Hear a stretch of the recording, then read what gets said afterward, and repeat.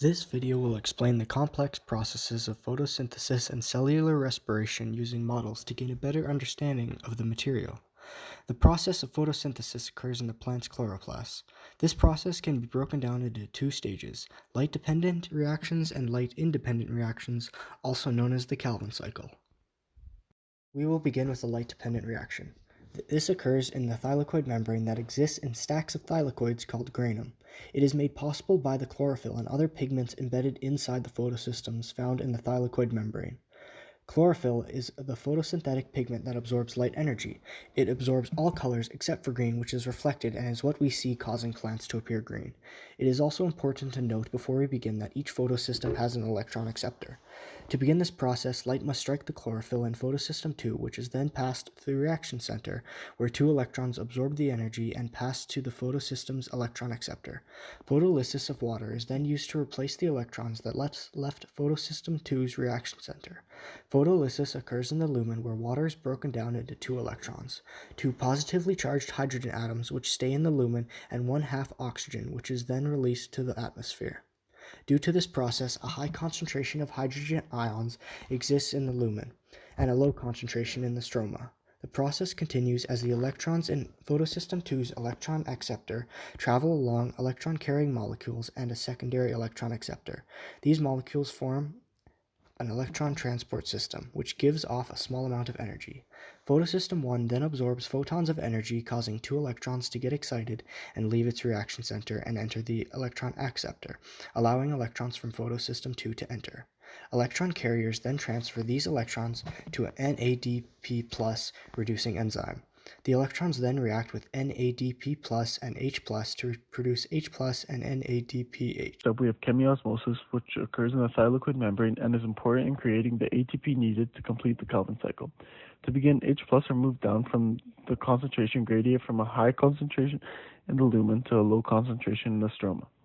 The energy produced by this movement of H+ is then used in combination with the ADP plus B to create ATP. To conclude the process of photosynthesis, we have the light-independent reactions, otherwise referred to as the Calvin cycle. This process occurs within the stroma of the chloroplast, which is a fluid-filled space enclosed by the inner and outer membrane.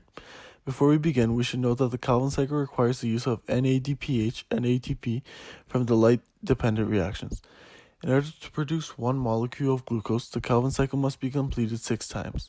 The first step in the cycle is carbon fixation. It begins with CO2. These molecules of CO2 are fixed as they are bonded to 5-carbon RUBP. This produces an unstable 6-carbon molecule which immediately breaks down into 2 stable 3-carbon molecules of 3-PGA. The next step is reduction, where the low-energy 3-carbon 3-PGA are activated by ATP, which supplies energy. Once activated, they are reduced by NADPH, which supplies H+ and electrons to produce G3P. 2G3P will then enter the cell's cytoplasm and be used to create glucose. The final stage is regeneration. In regeneration, most of G3P is used to replace RUBP, where ATP from chemiosmosis acts as an energy source. The following diagram shows a net process of the Calvin cycle. The process of cellular respiration occurs in the mitochondria of the cell. It can be first broken down into aerobic and anaerobic respiration. Aerobic respiration needs oxygen to produce ATP. It is made up of 3 stages: glycolysis, the Krebs cycle, and the electron transport chain. Anaerobic respiration does not require oxygen to produce ATP. Its main process is fermentation and is less efficient when compared to aerobic respiration. The first reaction we will look at is glycolysis. Glycolysis is an anaerobic stage in cellular respiration which occurs in the cytoplasm of the cell. Glucose, being a stable compound, requires input initial energy to break it down. Input ATP breaks down the glucose into 2 intermediate 3-carbon molecules and becomes 2 ADP plus P. In each of these intermediate molecules, 2 oxidized NAD+ are reduced into 2 NADHs, which will go on to the ETC if oxygen is present. Next, 2 ADP plus P gain energy to become 2 ATP, which produce 1 3-carbon pyruvate from each intermediate molecule. Glycolysis results in 4 ATP, 2 of which go back into glycolysis and are stored for energy. Therefore, total net production is 2 ATP. The link reaction occurs in the matrix of the mitochondria in between glycolysis and the Krebs cycle. It begins with 2,3-carbon pyruvate from glycolysis, and then 2 CoA are put into the reaction, releasing CO2. Next, 2 NAD+ are reduced into NADH, and the reaction ends with 2-carbon acetyl CoA. The cycle occurs in between glycolysis and ETC, making it the second of 3 processes in cellular respiration. This process occurs in the mitochondrial matrix. It begins with 2,2-carbon acetyl-CoA combines with a 4-carbon molecule. This releases CoA and results in the creation of a 6-carbon molecule. The 6-carbon molecule is then oxidized and it releases a CO2 molecule, while additionally NAD+ is reduced to NADH. This entire reaction results in the 6-carbon molecule leaving behind a 5-carbon molecule. The 5-carbon molecule then gets oxidized, which releases a carbon dioxide molecule and reduces NAD+ to NADH. The reaction also results in the reduction of ADP plus P to ATP. The remaining 4-carbon molecule is a result of oxidation of the previously existing 5-carbon molecule. The 4-carbon molecule is then oxidized, which creates another 4-carbon molecule. When this reaction is taking place, 2 hydrogen atoms are transferred to FAD, which consequently reduces it into FADH2. The protein molecules that aid this reaction are in the inner membrane of the mitochondria, which allows the FADH2 to transfer its electrons directly into ETC. This oxidation also allows for the reduction of another NAD+ molecule, allowing it to become NADH.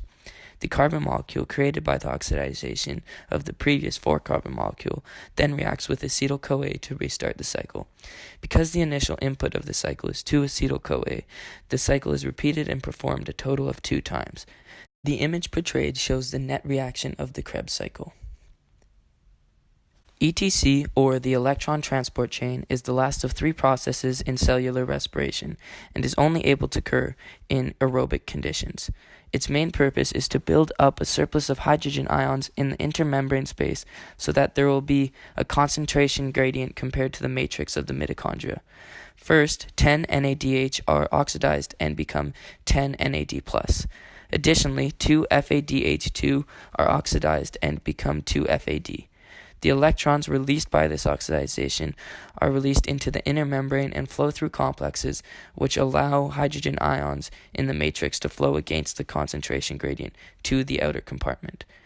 2 electrons are then combined with 2 hydrogen ions and 1/2 oxygen to produce water. The energy passed through the complexes also helps with the creation of this water. Hydrogen in the outer compartment then flows along the concentration gradient to the matrix, which drives the production of ATP, causing 32 ADP plus P to gain energy and become 32 ATP. This process is the same as the previously mentioned chemiosmosis, just to a larger scale. In summary, the electron transport chain is responsible for producing water with the help of oxygen up to 34 ATP and NAD and FAD. This process occurs in the mitochondria of eukaryotes and the cell membrane of prokaryotes. Now on to the predetermined questions. Question 1. What are 2 differences between your models and the real structures? Answer: size, and ours don't show all the details. Question number 2. What are 2 design challenges that had to be overcome while planning your model? Answer: what materials to use to accurately represent the respective processes and how to show the transport of electrons. Question number 3. If you started your project again, what would you do differently? Answer: I would complete all my research before even thinking about my models. We spent a little too much time on the models and not enough time was spent on the actual data. Resources.